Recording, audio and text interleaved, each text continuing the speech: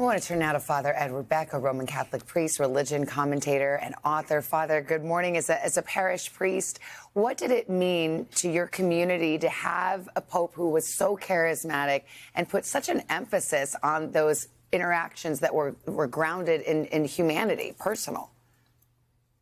I think people so appreciated the pastoral nature of this pope. You know, in some ways, past popes have been a little bit more administrative. And yet this was a pope who said we have to get out of the sacristies, out of our self-referential ways, and really be with the people, to smell the flock. In other words, the sheep. The shepherd has to know the smell of his flock.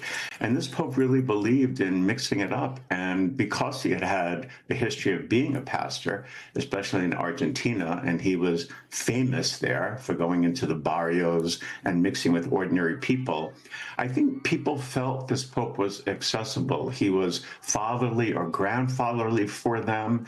And I think that intimate connection really meant a lot to people, because they felt like he could understand their world, and they were trying to understand his, I think. Father Beck, do you get a sense, at least here in the States, from other Catholics, which direction the College of Cardinals may go, continuing this sort of path of reform that we've seen with the former Pope, or might they take a different direction and be a little more traditional?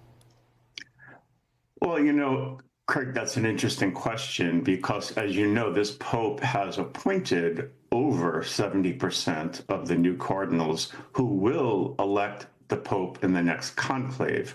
So some think, well, if he appointed most of the cardinals, he appointed cardinals kind of in his mold. So one would think that they would be voting according to those lines, so to speak, and the next pope would be in that vein. However, that has not always been the case. And as we know, anything can happen in a conclave. And there is a traditionalist movement within the Catholic Church. As you know, many have not liked the papacy of Pope Francis, and they've resisted him, including bishops and cardinals. And so there will be a movement to go in another direction, those who have not really been in favor of the direction of this Pope. So it'll be a very interesting conclave to see kind of who wins out, and where does the Holy Spirit have a say in the midst of all this.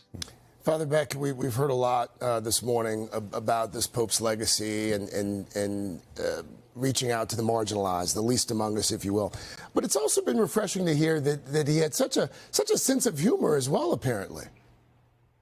Yeah, and that wasn't always the case, Craig. I mean, he was known as pretty stern as provincial, which means the head of the Jesuits. He wasn't well liked by his Jesuit community.